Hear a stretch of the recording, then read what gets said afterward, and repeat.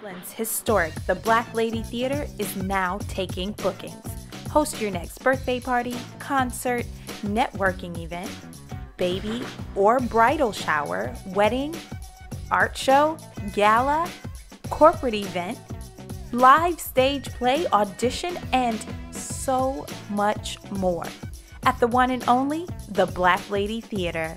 Mention code GODCAST for 15% off your rental fee. Code good for the first-time customers only. Valid for a limited time.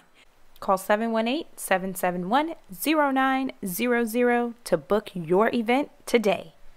Peace. Today is Sunday, December 22nd. Making today's man. Wisdom, all being born to culture freedom. That's right. Wise words and wise actions bring forth a true way of life. My way of life is I, self, Lord, and Master. Freedom is to free one from the mental death of power. Peace.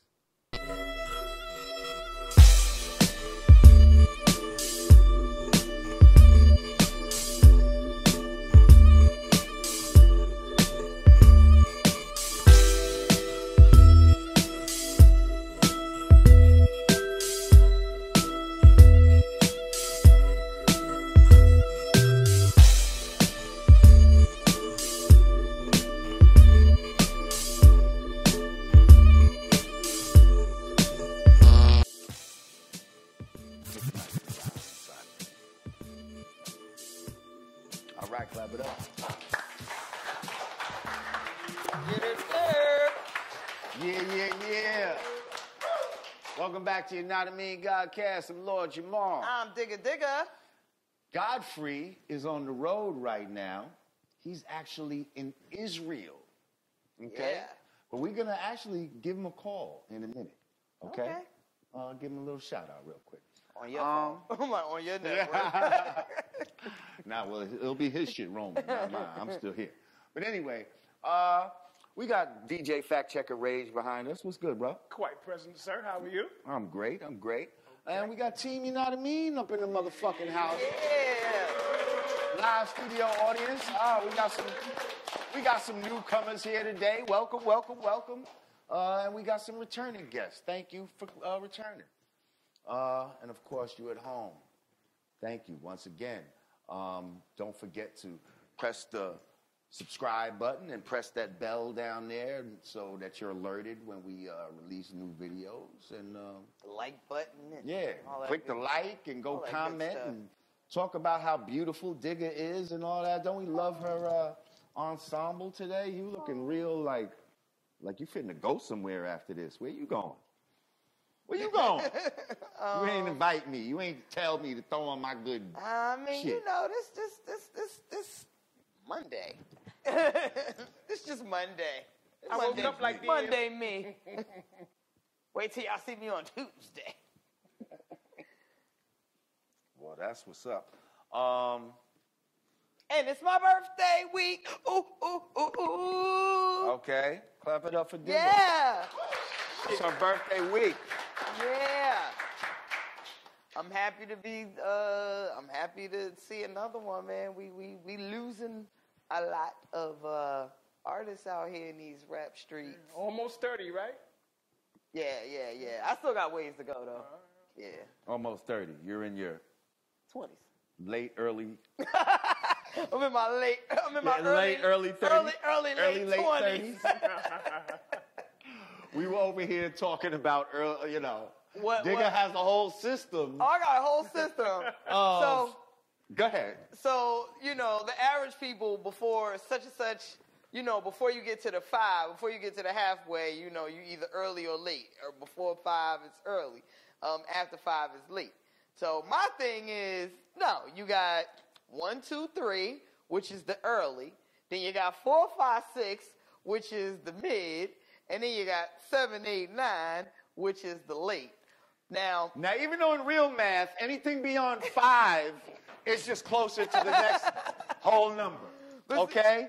So the first, somehow she's worked some shit out. Listen, check this out. So for the 40 plus club out there, if you 44, you still in your early mids. If you're 45, you in your mid-mids. If you're 46, you in your late mids. Now, when you get to 47, you're in your early, late 40s. When you get to the 7, you're in your early, late, such and such.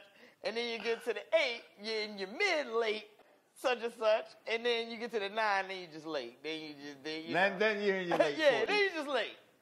But yeah, see how that works? Ladies and gentlemen, she's got it figured out. Hey, I got this, baby. She's got it figured out. Semantics all day. So we're going to say she's in her 20s. Your early, late 20s? I'm in my early, late 20s. Is that your story and that's what you sticking to it? I stopped counting after 27. Okay, I hear you. Well, whatever age you are, you're looking beautiful. They love you at home. Happy born. I love y'all, too. Okay, so now Godfrey's not here because he's in Israel, y'all.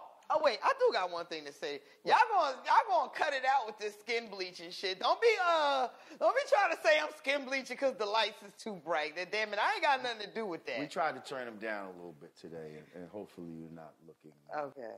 You know, you're looking your nice brown complexion that you are. Yeah. But so yeah, listen, I wanna hit up Godfrey because he's in Israel. Nice. And come on, this motherfucker's nice enough to get shows in Israel. What the fuck? So he wants to shout y'all out. Let me get the handheld. Oh, that's that foreign ring. I'm about to say. That's that foreign ring. Sure you ain't roaming? I hope not. Peace.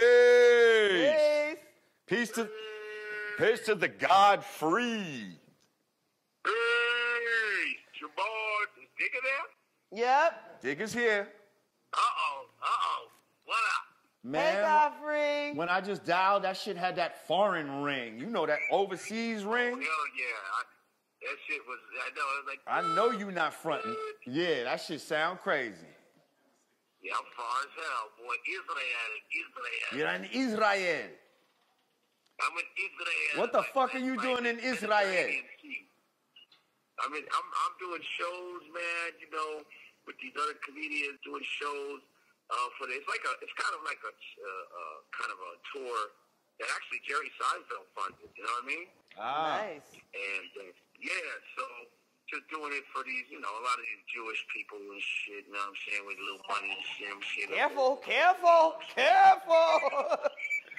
Like, what is that, velvet? What is that, velvet? You fucking schmeal? What is that? Kunta Kinte. Schlemiel? You fucking schlemiel? Jamil Slamazo. Exactly. How's the weather out there? Yeah, man.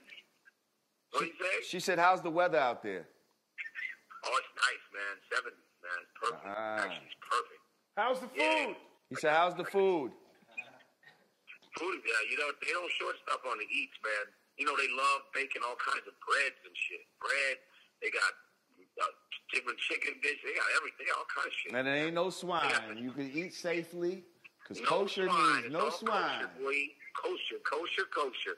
Very good. Very good. Yes, they like to imitate the eating habits of the black man. Huh? But I believe this because we're going to go see, you know, Jerusalem and Tel Aviv.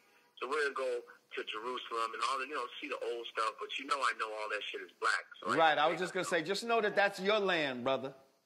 That's not their land. I'm like, this is where Jesus, I'll say, yeah, the black people was right there. You got some, you see the Ethiopians around here. You see a mixture of different people and stuff.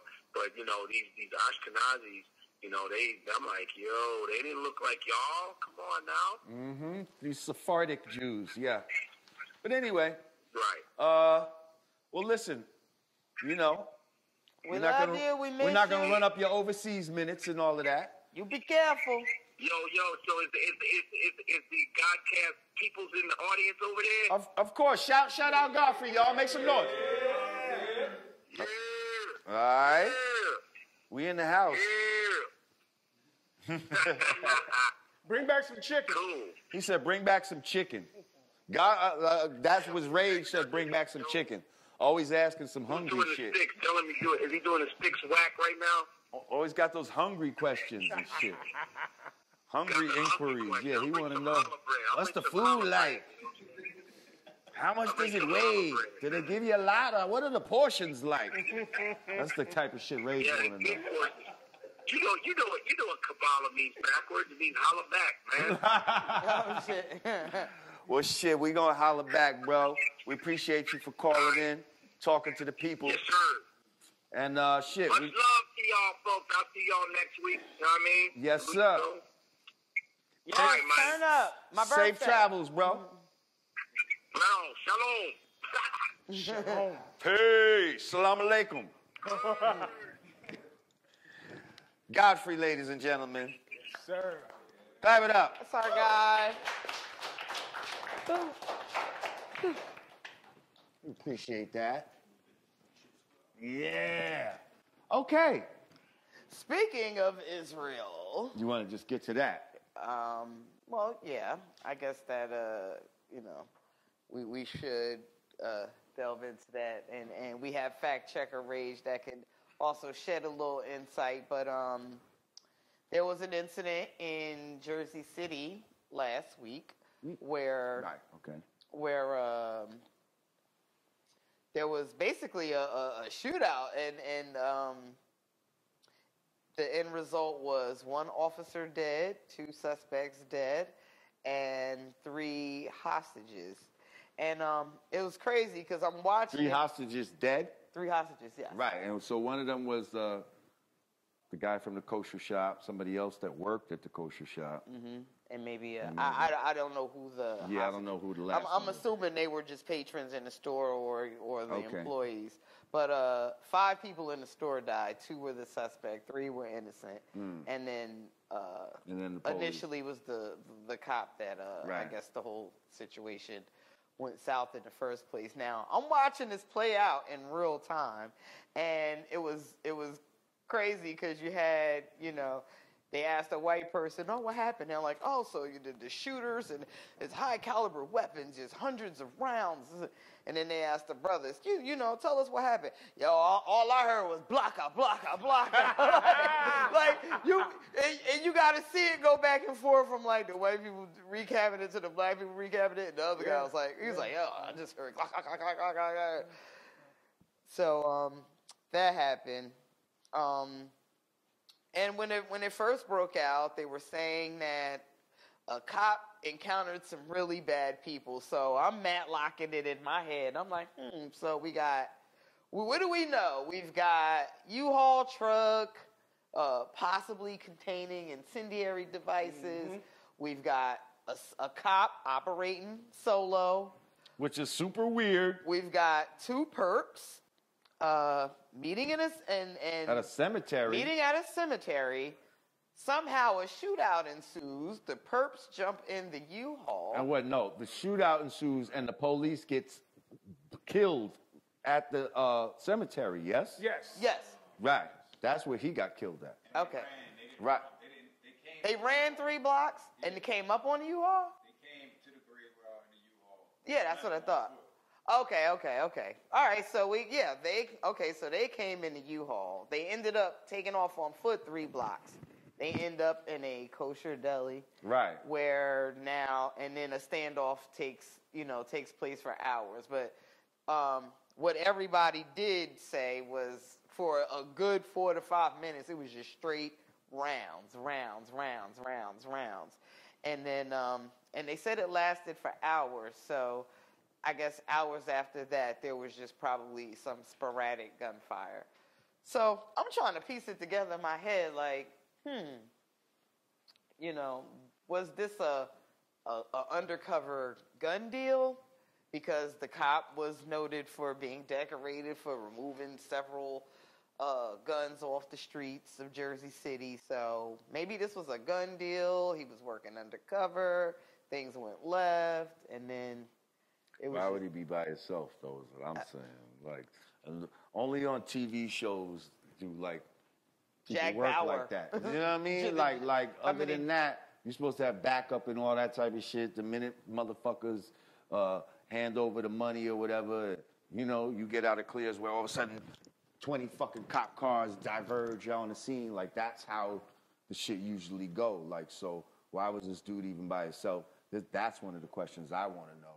Then on the news... And not for nothing, were they in the U-Haul, or did the cop show up with the U-Haul? We don't know all of or this. Or did they show up with the U-Haul? Again, we rely on a lot of their information, too.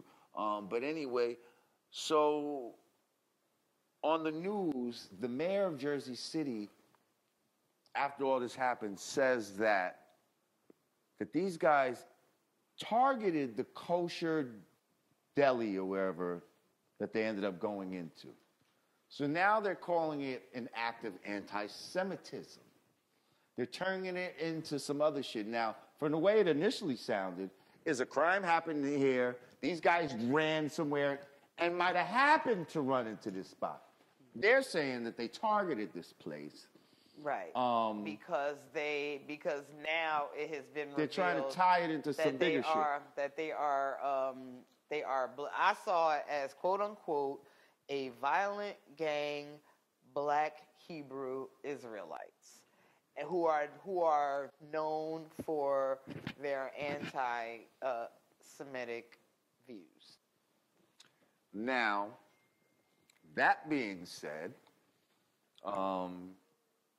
so accusing one of the people of being Hebrew Israelites. Now, a lot of people may not be too familiar with the Hebrew Israelites. You know, sometimes we see them on the corners of certain cities that we live in, and they have a certain style where they, they challenge people with scripture, and they might yell at them and all this. But we actually have someone with us, part of our team, who is very versed in that culture because he actually happened to deal with it at one time in his life. And that would be Fact Checker Rage. Fact Checker Rage, Mr. Food Checker extraordinaire. Mr. Food Checker, Fact Checker, actually was very heavily, deeply into the Hebrew Israelite community back in the days, yes? Yes, sir, I was. Yes, sir. So if you could give us a quick synopsis of what the Hebrew Israelites are about, what they represent, that way we can get it from our people, a trusted source, rather than, Because the media is already... Well, yeah, what the media is going to tell us they are. Painting the narrative of it being like a terrorist group, basically, so... First thing I would like to do, Digga, I definitely want to applaud you for pointing out the narrative, you know what I'm saying? And particularly, just to go a step further, they said they found IEDs. Improvised incendiary devices? Incendiary devices, excuse me. Problem with that is that tags that into the terrorists, ISIS and, the Taliban. So there's a propaganda narrative in place to constantly, okay domestic policing with international policing. And that's been an issue that a lot of people in different communities have been critical about concerning the Hasidic community. Understand that? Give us a quick, please, a quick synopsis of who they are and what they represent. And what they represent. Okay. That's what we need. Okay. All right. The Black Hebrew Israelites organization that contends that the original identity of the people mentioned in the Bible were people of color, and the people who were sold throughout the transatlantic slave system were direct descendants of the Hebrew Israelites mentioned in the Bible. That is the doctrine. Okay. So they're saying the original Hebrews is the black man, basically, right? Yeah, the original, everybody was the black man. Right. If we knew that already. I was gonna say, if we are of the belief, yes, that's what I'm saying. If we are of the belief that Jesus, olive skin, hair of wool, and all of everything that we read in the Bible is pretty much right. But aside from Garden of Eden in Africa, or right. What I will say, that I was privileged to learn, being in the organization, it taught you to be very scientific, scholarly. Like, we wasn't just in there like, kill the so-called Jews. It wasn't that. We was in there learning ancient maps, Hebrew, Assyrian Hebrew, Greek, We really learned how to sort of put world history on a grid. Is it a militant organization, as from what you know? Absolutely. Absolutely, yes. Yes. Okay. The thing is, you'd have to, define what militantism is. The point is, any organization that's worth its weight in salt has to have a militant component. Would I say that, there was an active wing or doctrine to go around doing what they said happened Tuesday? Absolutely not. Not by any stretch of the imagination, no. So you don't know of anywhere in the doctrine of the Hebrew Israelites where they would, support people just randomly going out and seeking out Caucasian Jews, to kill them or anything like that. Correct, quite the adverse. If there was any showdown or any type of, apocalyptic lessons in the doctrine, it was something that was supposed to be set upon by, God himself, per se. Nothing that men were supposed to just take upon themselves for like wanton violence. Absolutely not. Got you. Okay, well, thank you. So I'm just seeing how they're using this as an opportunity to act like, there's a crisis of anti-Semitic violence and all this type of shit when, we know what the real crisis is, but they're going to try to act like, oh my God, everybody's after the Jews, and that's just not true. And first of all, if these guys are Hebrew Israelites, okay, there's actually, then how is it anti-Semitic? Because they're Jews too. Not only that, Jamar, but there's also an increasing number of instances where they're trying to paint black people as the face of anti-Semitism. Right. That's not new. No, but there's like a lot ramping now. up. Like the kid that's tagging on the synagogue has become like the anti-Semitist now. Yeah. Really? And it was a black kid? No, I'm just saying usually that's white kids do that. I'm just saying there's instances of that. Well, they're turning these stories into, right, like black people targeting Jews. Right, and if they do that, that's just that's a code word for we can go after these people because they're badgering God's people or whatever because they really believe that they're fucking God's people. It's crazy. I mean, they're entitled to every religion feel that they're holier than the next. Right, so I'm not gonna put that on them, but it's crazy. But this story was insane. I really got a kick. Shout out to that guy. All I heard was blocker. And the news correspondent, she looked so confused. Please elaborate. I mean, hey, like, I was just waiting for boom, boom, boom, boom, boom. I was waiting. I'm like, somebody gonna give it to me. I don't know what channel. 247. I just need one. Boom, boom, boom, boom, boom. But well, listen, it's unfortunate that people, lost their lives. And I was gonna say, we're not happy when anybody loses their life. Yeah. So. It's not like, there's anything to celebrate here. A lot of people lost their lives. It's unfortunate that we're never going to get the real story. We're only going to get the official story from the news and the police. We don't know what really set this off or what the true motive was. And it's just, rest in peace to everyone who lost their life in the midst of this. Right. So now, speaking of loss of life, let's move on to this young man, Juice Wrld. Okay. So,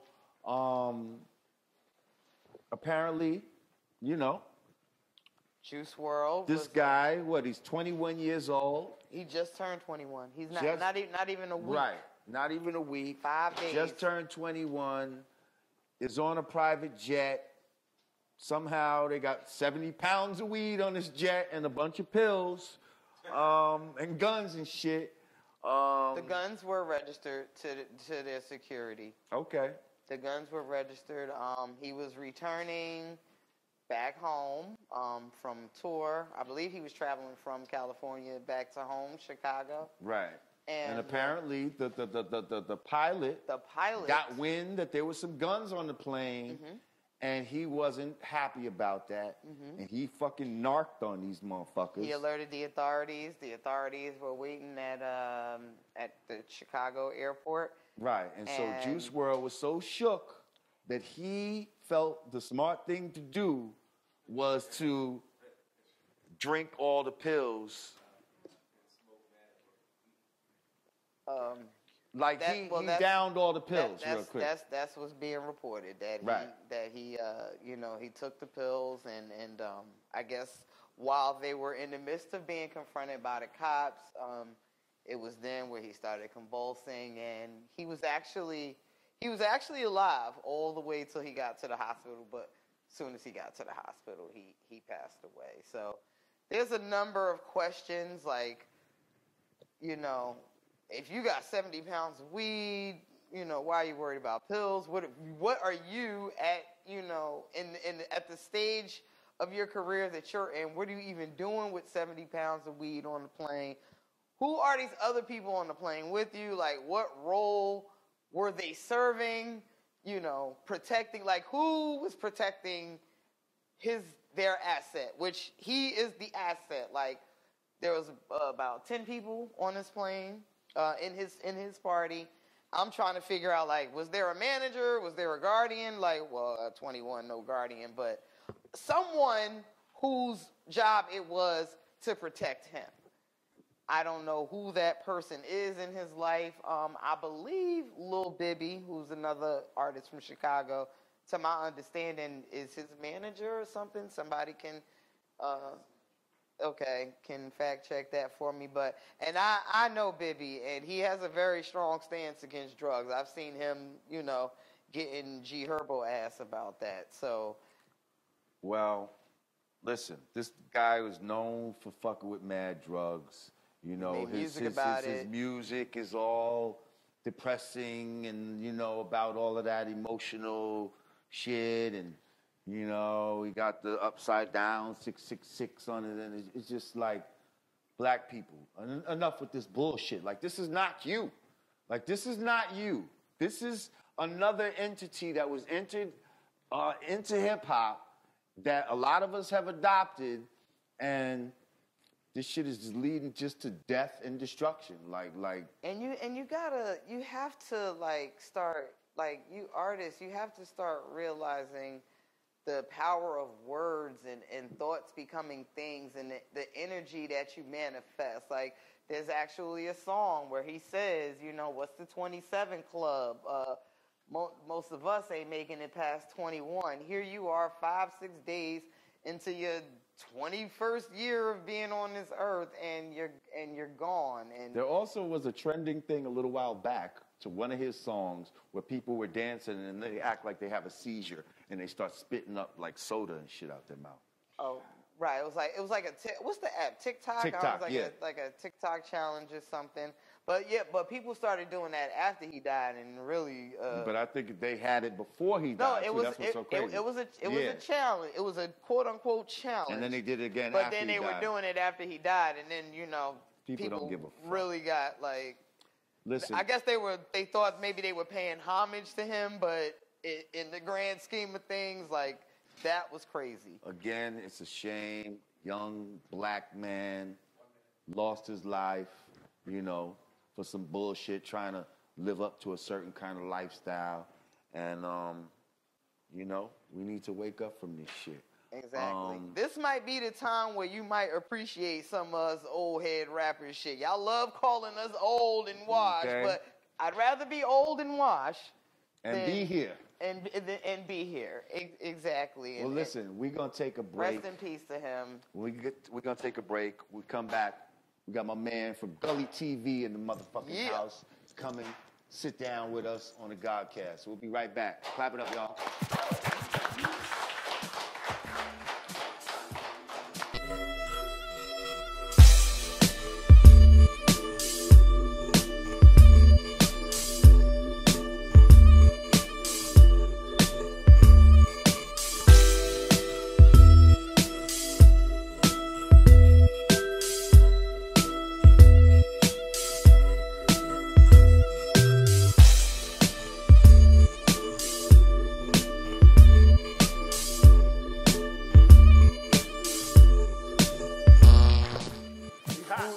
food police over here.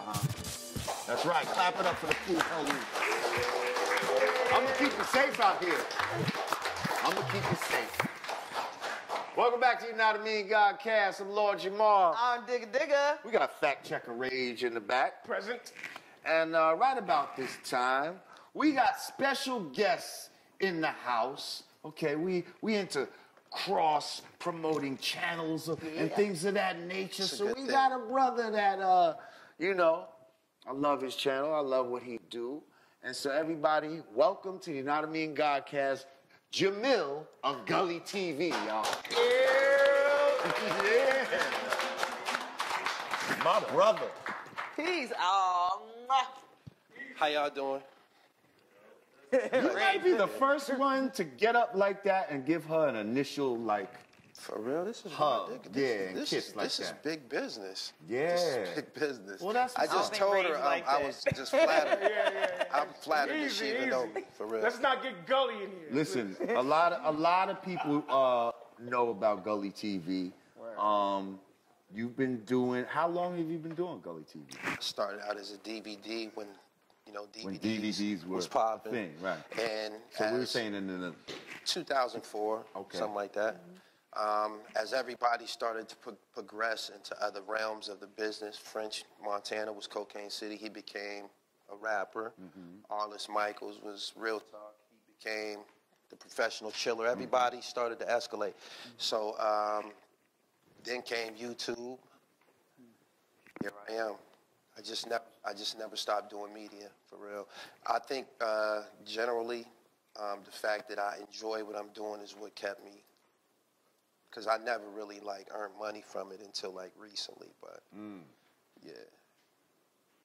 I think that's a key to a lot of shit, man. You gotta just really have a Discipline, passion and commitment. love what you do. Like, you know what I mean? Like, you gotta enjoy what you're doing. Like, because a lot of times it's not all about money. Money will be a residual, like a byproduct Right. of some shit that you love. You know That's what I what it's mean? been. But a lot of times when you do it for money, it's not.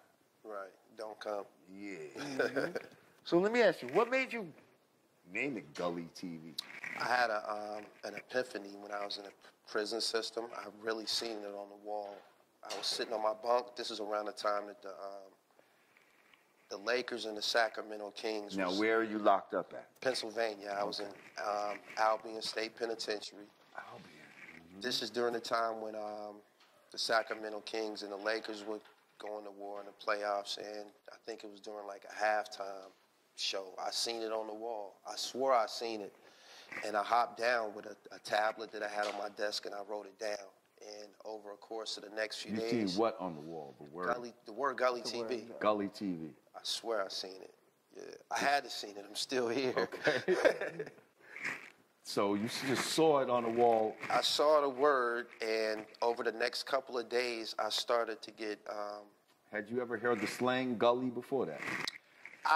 From being. Because I have a gully story that I'll share. But go I ahead. know that the word is rooted in the Rastafarian culture. I would hear people like Dredd say it on the tier when we was in the penitentiary, and of course rappers, but I didn't have any in-depth history on the word at the time. I'd love to hear your story. Okay, so real quick, my gully story, right? The first time I ever heard the word gully and niggas using that, can we please with this phone shit that I'm hearing? Bleep, bleep, bleep, bleep, bleep. Come on, motherfuckers, we're doing a show. And Jay, watch Silence. your chains, please. Your chains are clanging, please. Okay, all right, my bad. So the first people that I ever heard say the word gully was niggas from Yonkers. Okay. And I'm talking, this is like 96, 97. Like, niggas in Yonkers, like, Yonkers is super hood. Like, I don't know if people, I mean, I know you'll know about the locks and DMX. How about but I saying don't the know locks if are y'all your reflection? been to Yeah. Yonkers, like, you know what I mean? Like, Yonkers is super hood, and these motherfuckers, like I was saying earlier, back in the 90s and the 80s, motherfuckers used to always come up with a slang like Slang, every other week and a dance. Yeah. You know what I mean? It was always a dance and a new slang. But these niggas in Yonkers used to have their own little slang, and they used to always be coming up with some shit. And I swear, I feel like Yonkers niggas made up the word gully. I'm telling you, because I used to be everywhere in New York, but they was the first ones I heard say gully, and then later I heard people saying gully. Right. You know what I mean? So I was just wondering if you might have been privy to any kind of Yonkers connection or where you first heard the word. The Dreads, they claim that word. Okay. I don't know that from the Dreads saying that. I just know it from Yonkers. Yo, that shit's gully. That shit gully, son. So it seemed like, you know, I've seen quite a few times on your channel where some people don't like some shit that you said, or you get into a little beef and with a rapper who feels a certain way. Welcome to our world. But see, Gully be like, I don't give a fuck, motherfucker. Like, your attitude kind of be like, sometimes, what, nigga, like I'll knock you out type of shit. Sometimes, if I'm standing on a point that I'm trying to make, like a lot of times, I get in a lot of shit about you. In regards to your views that I agree with about Eminem, and you know what that's like. So, the more subscribers, the more of a following that you have. It goes from being 50 people coming at you to 1,000. I'm sorry, Jamal, your beard is really scrubbing the mic. Oh, okay. Yeah, please. Yeah, you got, the bigger the platform becomes, the more people that you have that choose to oppose your opinions. And that's all it is on my platform. It's just my opinion. And I often find myself in situations where people challenge me. That's not good. I'm not Superman. It's just who I am. I'm with it. You know what I'm saying? Right. I'm with it. And there's a big audience. There's people watching. You can't just talk to me any kind of way in front of 50,000 people. We're going to have some problems. So that's just masculinity, me standing up for myself. Nobody's going to stand up for me or my platform. So, yeah, you've seen me in a couple situations, but I won't say I've never been the instigator. It's often in retaliation. You know what I'm saying? Me standing up for my platform. Right. I was going to ask you. So you've done some documentaries, yes? I'm on my third one. I started my third one yesterday. It's called Banned from YouTube. My first two, of course, was the Haitian Jack Speaks 1 and 2. That's what everybody's talking about now. Right. So, tell us a little bit about that. It was something about Haitian Jack just... Because we in Brooklyn right now. Yeah, this is where he ran Haitian wild Jack over here. was like a legend ran back wild in the over days. I know people throw around the word legend, but you know, he was that. street-wise, he definitely was a legend, For Tut, sure. and all those type of dudes. But there was a mystique about his part of the story in regards to the Tupac Quad studio, just the whole Tupac thing. And at the time, the All Eyes on Me film was coming out. It was out. And Haitian Jack was the only person that we had never heard from, been exposed to in regards to the Tupac's thing. So me just covering hip hop media, I wanted to see if I can get this nigga to say something about being on Against All Odds. So what I did was, I was living in Cali at the time. I started wearing a T-shirt that said, "I want to interview Haitian Jack." Now, at the time, I didn't know that he was like sticking niggas up and shit like that. No. Oh. I didn't know he was like tying people up and all of that. And I got his name on my shirt in Los Angeles where he was tying some niggas up. Oh, shit. So I think Benny Boom saw me on the internet with the shirt and said something to him. So he was flattered by the shit. He thought that I was also crazy for having his name on the shirt. So, yeah, he like, this dude's bugging. So he started to watch my show. And, real recognized real. After a while, he said he watched me for a few weeks, and then he sent somebody to contact me. And I get so many, bunch of bullshit in the DM. I'm pretty sure you do too. I didn't take it serious. I told the guy, I'm like, you know, whoever you are, here go my phone number. If Haitian Jack want to speak to me, he can FaceTime me. And he did it. A couple minutes later, like, oh shit. I was like, oh shit. He got this smile that is half sinister, half, I don't know, Right. like the Joker. Right. Damn. And he offered me the opportunity to come to the island and, you know, speak with him. What was it, See DR? how he was living, yeah. Dominican Republic. He's been deported for, I think, maybe like 12 years. Haiti, he's a native of Haiti prior to moving to Brooklyn. And Haiti's is bad off, I guess. The Dominican Republic, the decor is a little bit more consistent with Haitian Jack's lifestyle. So that's where he at. That's what's up. So you got Yeah, he used to come around the studio a lot, like in the early flip mode days. That's where I didn't know anything about like his legacy until after the fact. But before that, he was just another nigga coming. He didn't act no certain coming way. to the studio. No, I heard he used to be around Buster. Yeah, he used to come to Soundtrack all the time. Him, Fendi, like all these guys were just like, you know, part of the studio crew. Nothing about him stood out to you? They No. say he's popular amongst women. You didn't think he was good looking or anything? To be honest, I was so on my bars. I was so about my bars that I wasn't paying attention to any of that. Like years later, I was hearing about, oh yeah, I was trying to flirt with you. You wasn't giving me no, you know, you was just fading me. Like I hear all these jokes after the fact about all these dudes I faded. I'm like, because I was too busy just trying to like shit on everybody in the studio. Like I wasn't, you know, my shit was like tunnel vision with my notebook. So I missed all that. Oh, okay. But shouts out Haitian Jack though.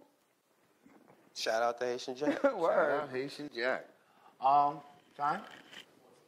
Oh, great.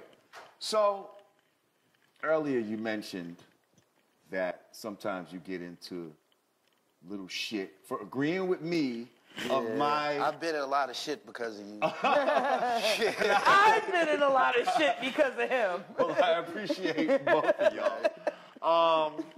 But you mentioned, you know, Eminem. Right.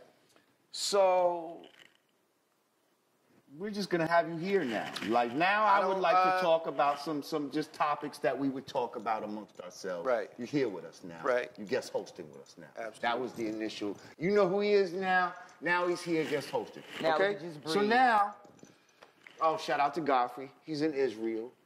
He'll be back next week.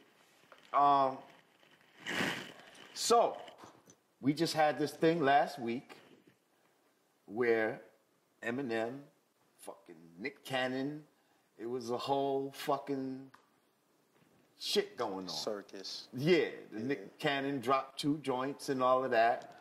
Well. Initially, M appeared on Fat Joe's Family Ties album. True. Oh, right. and shouts out to Fat Joe, dope album. I did peep that. Okay, I didn't Very get to peep dope. it yet. I'll have to check that out. So yes, Eminem And did take a shot at Cannon on that. He's taking a shot at Cannon. It's really a shot at Mariah, but it's like it's like you know. He said his balls was clipped and all It's this like kind of shit. Yeah. basically Cannon and Mariah all wrapped up in one, and Nick. And I didn't think that was a dope verse, but he took a shot at him. Go ahead. And I think, you know, that I guess that's always been a part of M's allure. I just feel like maybe we don't necessarily want to hear that now. But Nick is responding, and he's responding with his team. He's got Charlie Clips involved. He's got Hitman Holla involved, and Prince Jeezy. yeah, some basically his wild now. I love the spirit MC. of the fact that they're going after him or whatever. Like people are starting to see that he's not this. Not even going after, just sacred, responding. Yeah, just but they're responding. seeing that he's not this sacred cow that can't be touched. Like, fuck this dude. Like, you know what I mean? Like, in real life, he's just some corny little fucking white boy. But anyway, what did we think of? First of all, what do we think of these responses? Like, because I'm gonna tell you honestly, the first one, yeah, Suge Knight. yeah, the one with Suge Knight. Oh yeah, Like, that was the first one. I didn't like the singing hook and all this type of shit. You know, it wasn't dope. I to thought me. Nick was doing good on his own. I don't think he needed the rest of them because they didn't that's do what anything. I think I thought he had the best verse on the song. I think because, you know, there was this air that, like, Nick ain't really an MC like that. Like, I feel like people would have appreciated Nick just for responding. I feel like the fact that he's getting these other bona fide battle rappers on there, like, now your level of expectation is becoming something else. And if it ain't that, then it's like,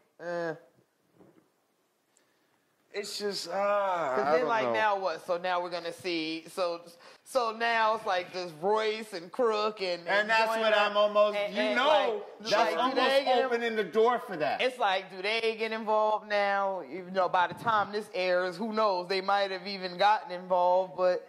Obi Trice. Yeah, Obi Trice did make some shit already, right? I think Joyner might have said something. You know, get let off a warning shot. So it's like.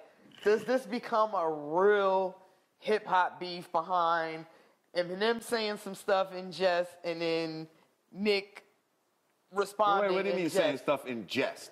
I'm saying stuff in jest because he's talking about Mariah Carey. Yeah, but he still was, you know. I mean, it's disrespectful, but Right. it's still like... If you're rapping about Mariah Carey, you're joking. Like you're joking at this point. Right. Like if you're dissing Mariah Carey in a rap record in 2019, Right. You're joking. You're joking, trolling, or exactly. whatever they want to call it. That's what I'm saying. Okay, Like it's trolling. Nick responding is trolling. Do these other, you know, who we consider like bona fide like lyricists. You know, Did they need to get into it? Does that make it? Yeah, Not really. Like, right. It would have been better if it was just. If it would have just been them two trolling each other. I thought he was for the doing most all right. part. I thought he was doing all right for him not to be a rapper. Right. Well, I didn't like the first one with the singing hook and all. I'm like, if you're gonna have a battle song, like, why you got this R&B-esque fucking hook on the shit? Like, I ain't like that.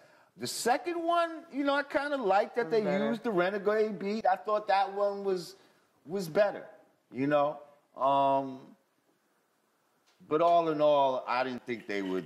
Either one was like blew me away or nothing like that. I didn't think they were great. I just, you know, Like I'm just sitting back eating the popcorn. Nick Cannon playing with the Wildin' Out audience, like Bottles. Huh? He got the bottles like dude. Yeah. Come out and play. And it's just like, I'm just looking at, I'm like, well, at least these motherfucking stands ain't gonna be in my fucking inbox. Like, I know they're gonna be in somebody, they're gonna be fucking concentrated he was on trending for somebody like else. 3 days in a row. R.I.P. Right, but that's all the stands. Like, that's the same shit. The last time or whatever I said some shit about this nigga, they all, oh, he's about to fucking body you and do shit. You know what I mean? You might as well lie down because you dead. Like, shut the fuck up. Like, this nigga ain't doing shit, and y'all are go, R.I.P. They was doing all this in my inbox. You see what I'm saying? So Shit overwhelming, ain't it? yo, because you know why? Usually, if you upset an artist, you know, their fans, their stamina is usually a week. Right. Okay? This last time, I'm going to say their stamina, the Eminem fans, weren't a good 2.5, almost 3 weeks. Strong. But you know what that was? Strong. But I said, damn, y'all motherfuckers. But I think that was y'all on that Adderall or some that shit. Was, That but shit that got was your because focus. the outlets were putting it out so random at all these random different times where I don't think a lot of people realize, like, that was just one interview you did, but it just came out in so many different parts and pieces and all these different times that it just really made it seem like you was just walking around like every week with M on the brain, and it just, it just came across crazy, and they respond every time. So Right. that one was a little. The fact that I'm even talking about him now, they go, see, you have to talk about Eminem. Because I be up in here like, please don't even bring this man name up. You would not be relevant. Like, this is the kind of shit. Right. It's fucking retarded. Like, what I don't like is what drew me to it is the fact that they try to downplay who you are. right. I listen to them albums. I listen to them CDs. I still own the Foundation CD. Right. I can't just sit there and just watch that. Right. And so did he, though. You see what I'm saying? Yeah, he listened to that like, shit he too. listened to that shit too. Right. That nigga sat there and said, Lord Jamar will live long, just like everybody else. Right. And now you want to act like, oh, this nigga, well, okay. Like, yes, like, Right. let the record reflect. Yeah, it's all good. I think I might have actually had to slide up and because usually I try to, like, you know, stay out the way of stuff, but I think there was some platforms post that I had to be like, okay, wait a minute though. We not gonna act like brand Nubians ain't brand motherfucking Nubians. Like, whatever, this ain't that now. And see, that's what I'm saying. There'll be revisionist history based on certain bias. You know what I mean? And they'll try to rewrite, and this is what white people do. They will try to rewrite history, whether they, you know, if they fuck with you or not. Right. You know what I mean?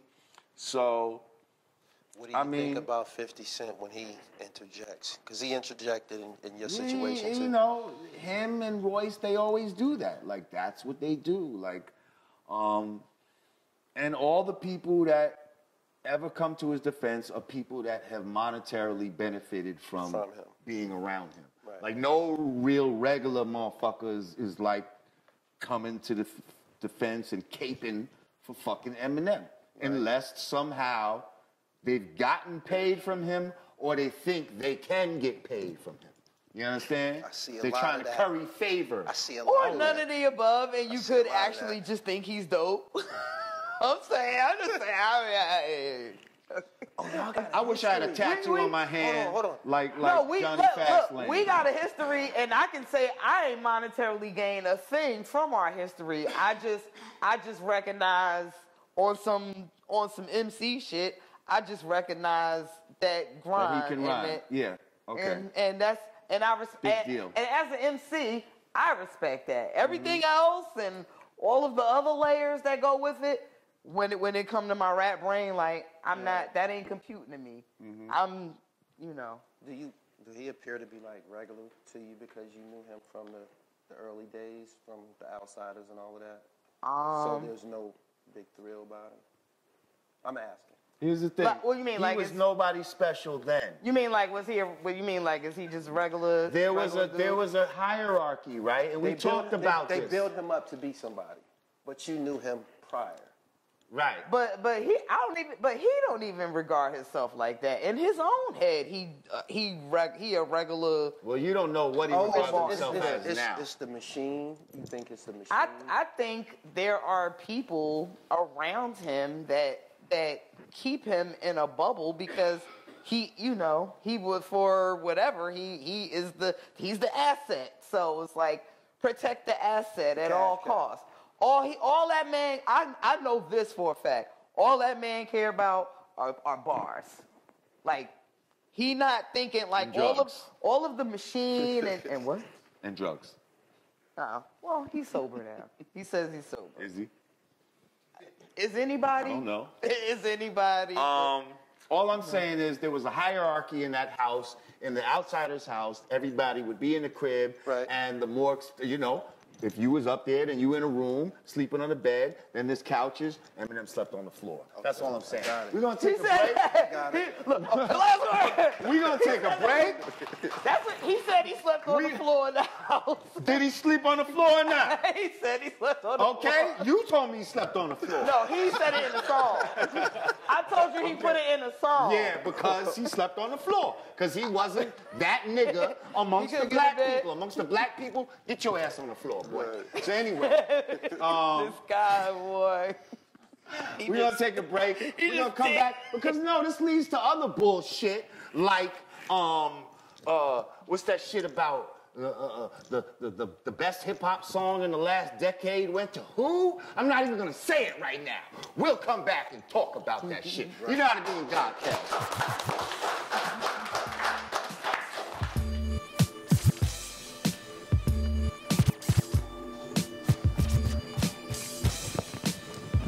All right. Clap it up. Yeah. Welcome back to Yanadameen Godcast. I'm Lord Jamar. I'm Digga Digga.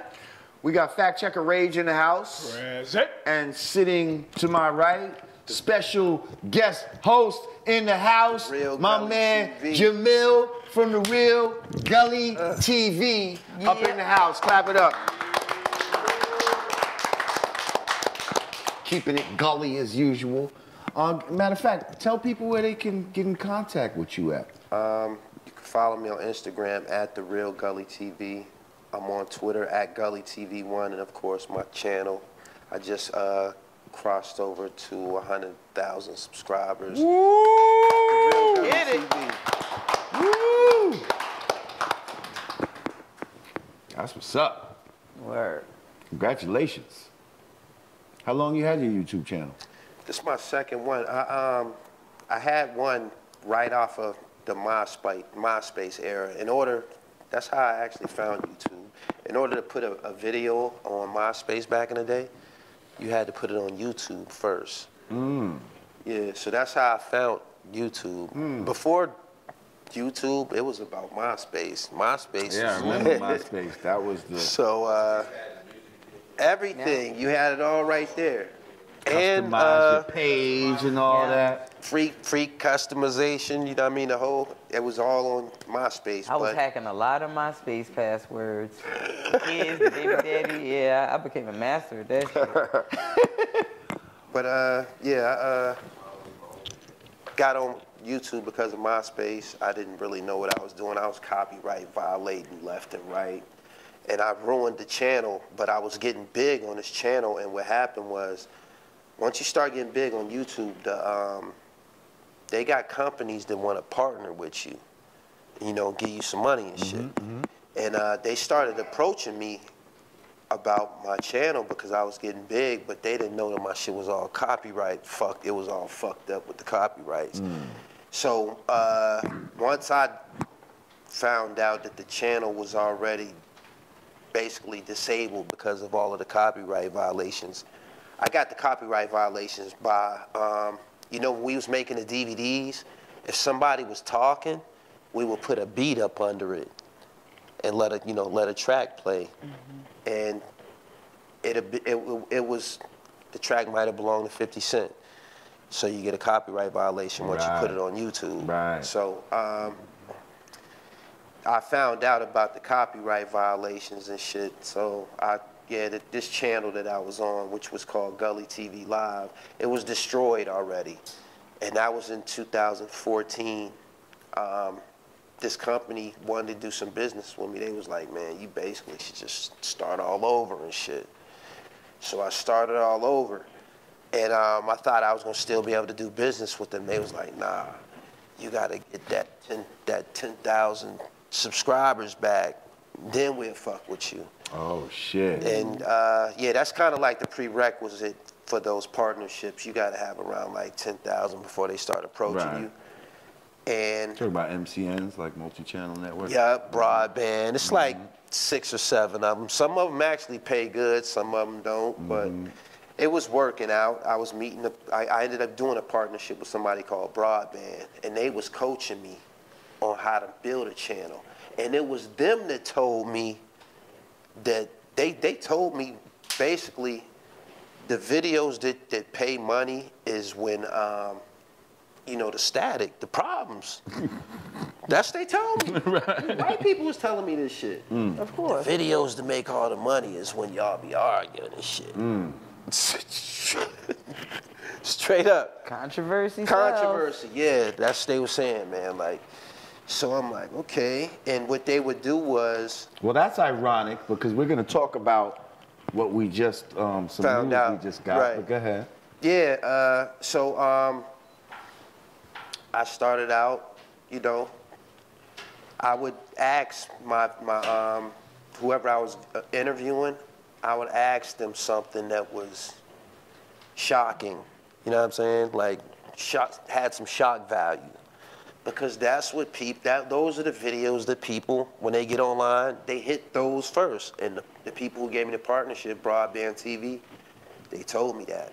So from 2014 to now is the Real Gully TV, the second channel. Wow. So, yeah.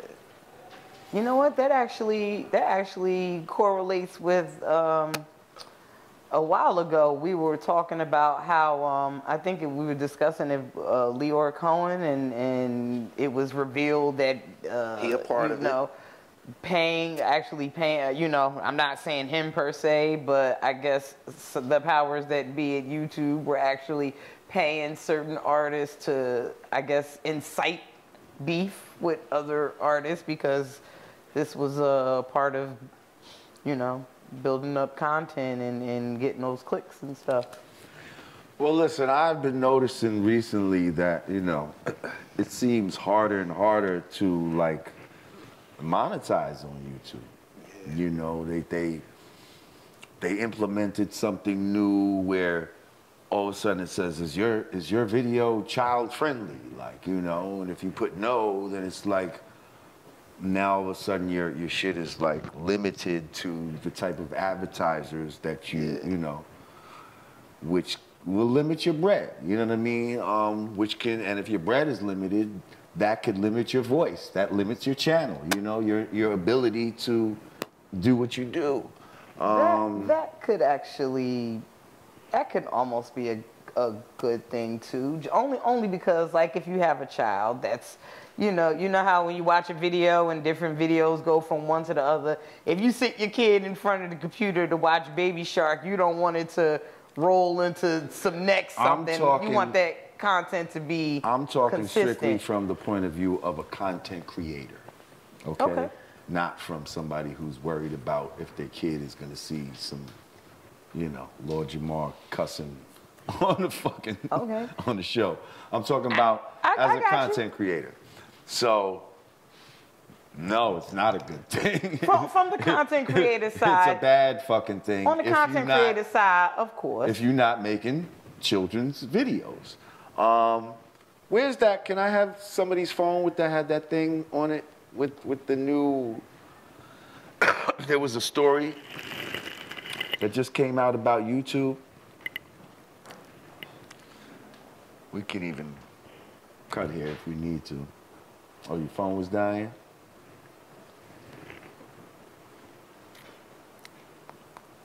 Auntie Shark, Digga Shark. Thank you, Sid. Oh man, I like that fucking sweatshirt you got on there. That's Sid, ladies and gentlemen. If the Yanadameen Godcast gets shut down, look out for Auntie Shark. Go get that, hoodg.com. So, a post just came out on the Shade Room. It says YouTube officially bans all racist, sexist, and hate speech videos. Now, please understand, this could fall, a lot of things can fall under this. So as a content creator, I think a lot of people need to, you know, listen up, and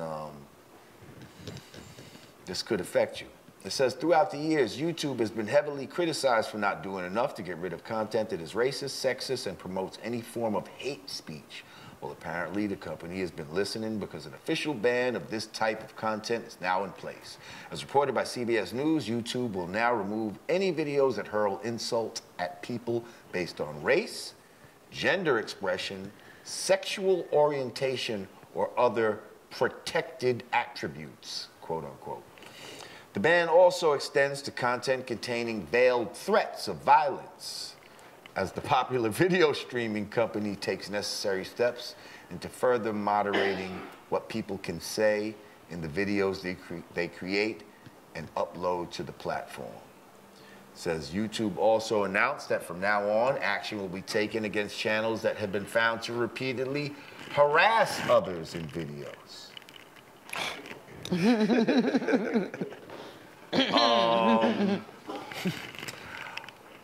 What this will do is effectively demonetize the channel by turning off any ad revenue those videos would normally generate for their creators.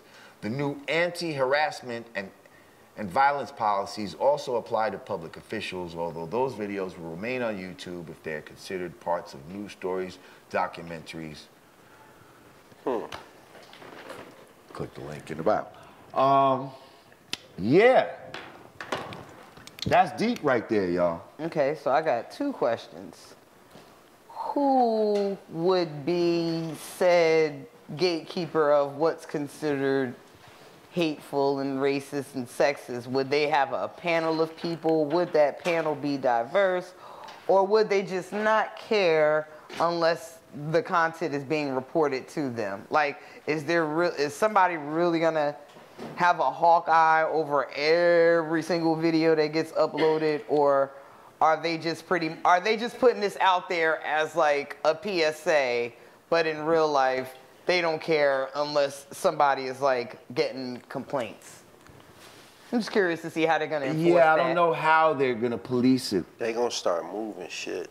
Right. I mean, I'm sure there's algorithms that they can use within the computer when certain words are said in the video. If they, the computer scans the video, if you say a certain word, that might trigger an inspection, which then lets them see. I don't know.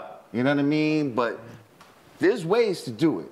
I was saying earlier, we need other alternatives than YouTube.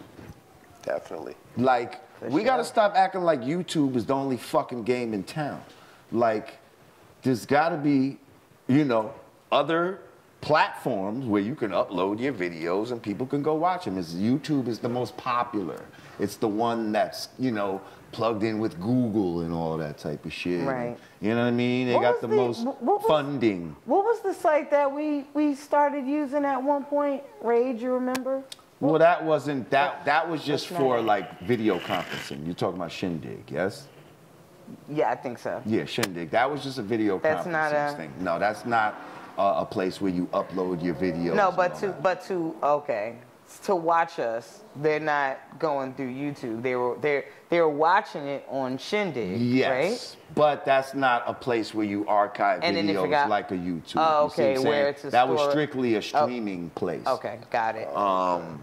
Like a conference meeting place or whatever. Hey, that might, now might be the time for streaming services like that to, to revamp. Well, it's also we need to, we need to come with the black YouTube, like, or just with something that we understand. Not everything is hate speech either. Like that they might consider hate speech. I mean, YouTube has a competitor, Vimeo.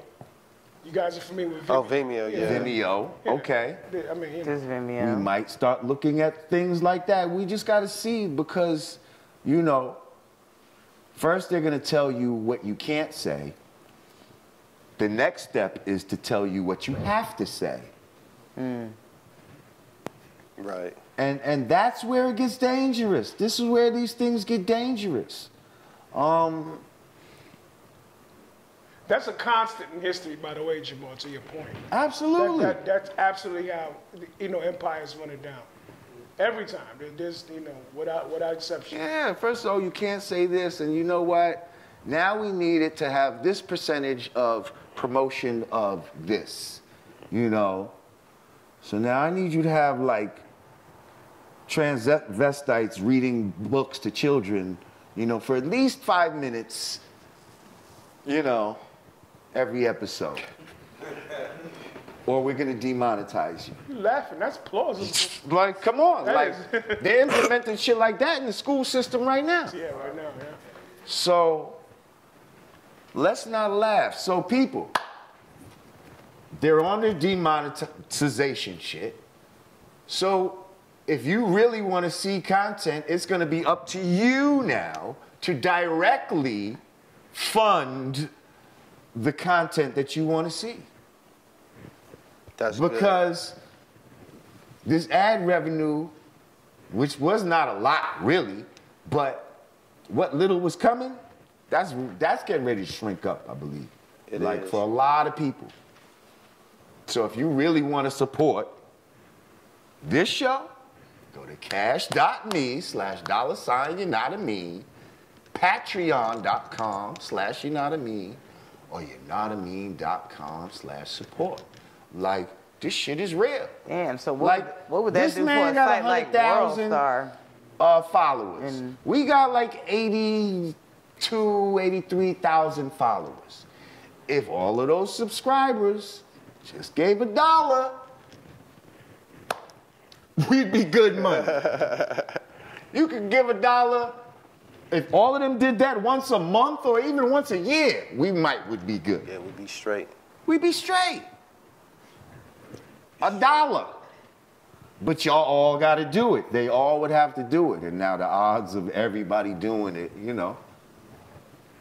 10%? Like, come on. Like, seriously, like, we got to get this shit popping because these motherfuckers are on a mission to control people's voices. What'd you say, Digga? You like, oh, well, I guess I'm going to do Auntie Shark. Auntie Shark, Auntie Shark. Hey. Because you're either going to comply with whatever they're asking you to do or you're not going to. You know what I mean? Mm-hmm. And at some point, they're going to ask you, compliance is going to be something that might violate your morals or your codes of ethics. You know what I mean? Your personal codes of ethics. And you, at some point, you got to say, is it worth it? Like, and, I'm always down for the do for self motto. So we got to start doing for self. Let's look into this, people. Tyler Perry. I don't know what we got to talk to. Byron Allen. But Byron Allen. Yeah. We need our own YouTube where we can be a little more free with our speech and not be accused, Speaking of being free, Lizzo set the blogospheres ablaze. Wow. You went there, huh? Did you see it? I saw it.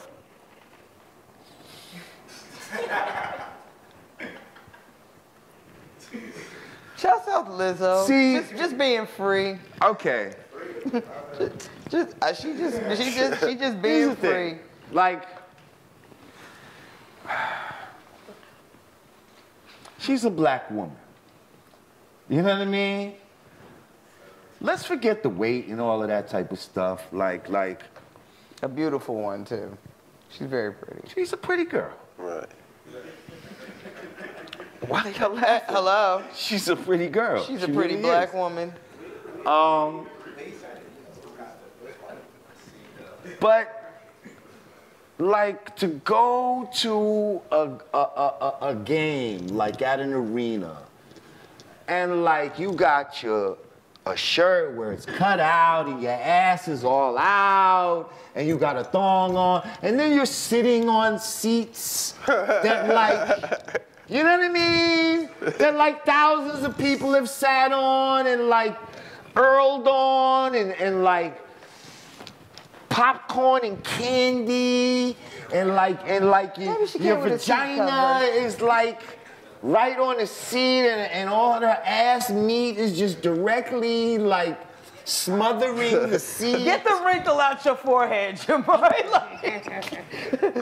Unwrinkle your forehead. I'm just saying, like, you can't describe that without wrinkle. Without that wrinkle. I don't know that I'm doing that. I have no mirror. You got a wrinkle in your forehead. I'm just bringing it to your attention. Okay, hang on. Shouts out Lizzo. Let me. I'm just saying. No, like, it's not hygienically the smartest thing to do. We talked about on a this hygienic level. Huh? On a hygienic level. Would you want to have your kitty cat all bared out on a fucking, you know what I mean? No, we talked about this and last a movie week theater, wouldn't that be nasty? Just raw on, who knows where them seats been? Who knows where them seats been? People be trying to go viral. People stand on the seats, huh? And you just sitting on there like that. But all right, now, let's put that aside. But can we just have some more respect for ourselves, sisters? How about that part of it? Can we have, oh, you could clap. And that, Can we have more respect for ourselves where we don't have to feel like... and that goes back to what I was saying last week. In order to be a bad bitch, you know, I gotta walk around with my ass all out and, you know... I feel like this And this false sense of confidence, too, that they try to push on the fat like girls, this, too. Like, let's talk about that, too. He said the false sense of confidence. The false sense of confidence. Like you're not really crying yourself to sleep with hugging a ho-ho at the end That of the sounds very fat-phobic, Jamar. Are you being fat-phobic, Jamar? Well, no, I'm not fat-phobic. No, we know. But what I'm saying we is had this conversation they will try to last week. promote unhealthy lifestyles and act like it's cool. You understand what I'm saying? Like that's, oh, it's cute to be unhealthy. Like, look at her. You know what I mean? Meanwhile, they're not necessarily promoting that to their women. Like, once in a while, they got a couple of fat funny girls or whatever, but it seemed like they try to, like, always do that, the big black mama, like, you know what I mean? No, I feel big like black chicken frying mama. You know, I we feel all like grew up with that. I said last The week. what's I think happening, mama. they're perpetuating Remember the you mama know, from the What's Happening? hypersexual black woman in every aspect. From You our know, my brothers from used to our call those rappers chicken to mama our singers. arms. You know those big arms? Everybody. Those are kind of arms like a mama have, like when you go on a long bus trip and if you're a real fat mama and she just, you use her arms like a pillow, like, you know what I mean? Like, chicken mama arms. But, yeah, man, it's just not cool. And why they just this false, yeah, I don't care that I'm big, yeah, I'm beautiful, and I'm out here with my ass out. There's big girls on Instagram with like 500,000 followers. Because there's fetishes out here. There's fetishes, you know, people that's into that, you know. Yeah, they heavy on Instagram. I'm saying I'm sure there's anorexic girls that got 500,000 followers, like, you know what I mean? Right? Like, there's somebody for everybody. You understand what I'm saying? Like, there's fetishes for all kind of shit. I'm happy for her being confident. I just feel like the bigger issue is, you know, they're just really quick to push, you know, the hypersexualized black woman to the forefront. I'm like, where are the 20-year-old Michelle Obamas in the makings? Like, we don't celebrate those enough. And it was just like other people, other races, and even black people, you know, in other countries from other places looking at us like, it just looked like this all American, black, African American women do. Black women in America, all we do is twerk. All we do is twerk. Yeah. We just some twerking machines. Like, we're like that's our forte. We don't do shit else. We don't. Huh? You said in the marching. You said look good in the marching bands. But it's only one artist, Beyonce, that I saw actually, you know, put a marching band on the main stage and you know, and classy it out. Or I mean, aside from how much time we got? 3 minutes? Ah, damn! I wanted to get to that list real quick. Oh, the book on the streets. Think we got time?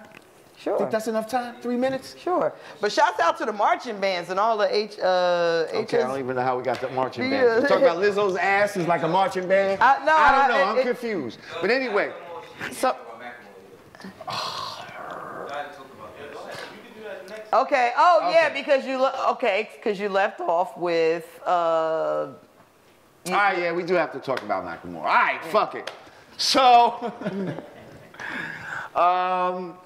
what was it? Billboard? Who picked it? Billboard picked Macklemore's Thrift Shop as the #1 hip hop song of the decade. And half the black people said, "What the fuck is Thrift Shop?" Most of the people in this room said they don't even really know Thrift Shop. Do you know Thrift Shop? Never heard it. How's the shit go again? Got $20 All I know is $20 is going to the thrift shop. Got $20 in my pocket. That's just Oh yeah, I'm gonna get some cash or something like that. No, he got the cash. He got 20. Well, listen, this some bullshit that can't possibly be the song of the day. Like, who's picking this? I'll tell you who's picking this. Who white people? Like, cause ain't no way that black people would even acknowledge that song like that, really. Like, and it ain't no hater shit. Like, we just gotta keep it real. Like, again, we live in two different worlds. Like, white people thinks that's the song of the decade. I guess we'd have to decide for ourselves what we would think. Quickly, what? We're gonna be all right, Kendrick Lamar. We're gonna be all right, Kendrick Lamar. Okay, that's a nomination. Be all right. Kendrick Lamar, I'll take that before I take that shit. Song of the decade? 10 years. I like We Gonna Be Alright. I was thinking the Kendrick song, so I was thinking. It might be something from Drake. I was thinking Black of the Berry, but that might be They got a lot of fucking songs. That might be a little too. Doesn't matter. We're not talking about that. We're talking started about from the song. bottom, now we here. Not whether he wrote it or not. Started from the bottom, now the whole thing fucking here. Started from the bottom, now we're here. That could be the song of the decade. It could. That's a good one. That could That's be a a song good of the one. decade. I said it could be from something from Drake. He said no, he don't write it. I said that don't matter. We just talking about the song. We're not talking about MC of the decade. That actually could be a song of the decade. That could be a good one. Yeah. Again, black people, we need to decide for ourselves, you know, what we think is the shit. We need to fucking get our own goddamn YouTube. We need to get our own supermarkets. We need to just get our own everything. I would be curious to see what people in the comments say. Well, what do you think the song, the top hip hop song of the decade? Yeah, put it in the comments. 2010 to now. What does the black people think the song of the decade is? I definitely would be curious to hear that. Shit, we only got a minute left. Listen, we appreciate Jamil from Gully TV. Clap it up one more time. Thanks for having me. Thank you for coming. We're gonna put your information up one more time. Rage, thank you. Once again. Team Yanadameen, we appreciate y'all. And once again, for the Yanadameen Godcast, I'm Lord Jamal. I'm Digga Digga. Peace.